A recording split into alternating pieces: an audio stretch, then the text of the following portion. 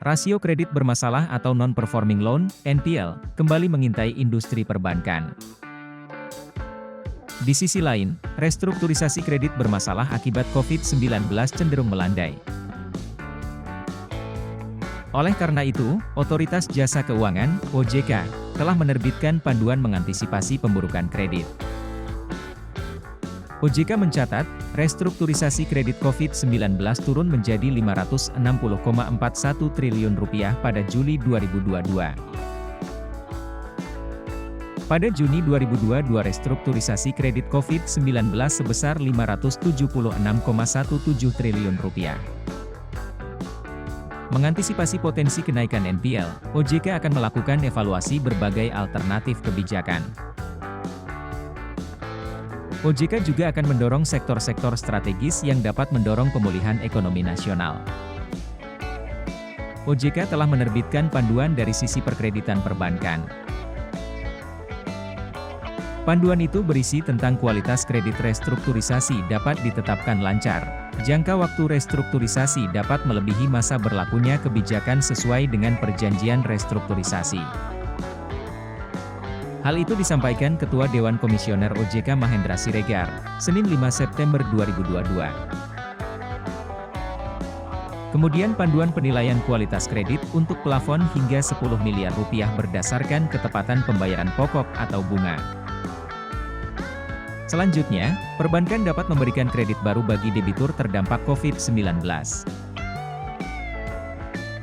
Di sisi lain, restrukturisasi COVID-19 di perbankan juga turun.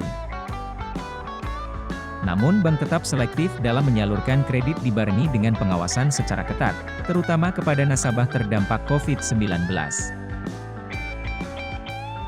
Bank BNI misalnya, mencatatkan outstanding restrukturisasi COVID-19 konsolidasi sebesar Rp62,9 triliun per Juni 2022.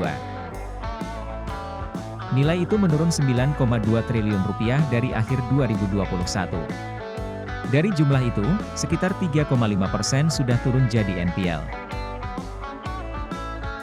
Kemudian sebanyak 12,2% masuk dalam perhatian khusus, dan 84,1% masih dalam kategori lancar. Direktur Manajemen Risiko BNI, David Pirzada menyatakan, masih ada sejumlah sektor yang sulit bangkit. Mereka berasal dari sektor hotel, akomodasi, dan pariwisata, terutama di Bali yang memang mengandalkan lalu lintas turis mancanegara. Peningkatan turis domestik saja, belum bisa mengangkat kondisi sektor pariwisata di Bali, kata David. Sementara sektor-sektor lain, sudah menunjukkan perbaikan walaupun menghadapi tekanan akibat ekonomi global. BNI akan terus melakukan pemetaan nasabah terdampak COVID-19. BNI juga melakukan pencadangan sebesar 20% dari total portofolio restrukturisasi tersebut. Bank Mandiri pun terus memantau tren penurunan restrukturisasi COVID-19. Tercatat, total restrukturisasi kredit terdampak COVID-19 di Bank Mandiri mencapai Rp58,2 triliun pada Juni 2022. Posisi restrukturisasi ini membaik dibandingkan tahun sebelumnya sebesar Rp96,5 triliun. Hal itu disampaikan Sekretaris Perusahaan Bank Mandiri, Rudi Asaturrida. Kami akan melakukan berbagai strategi mitigasi risiko serta pembentukan cadangan kerugian penurunan.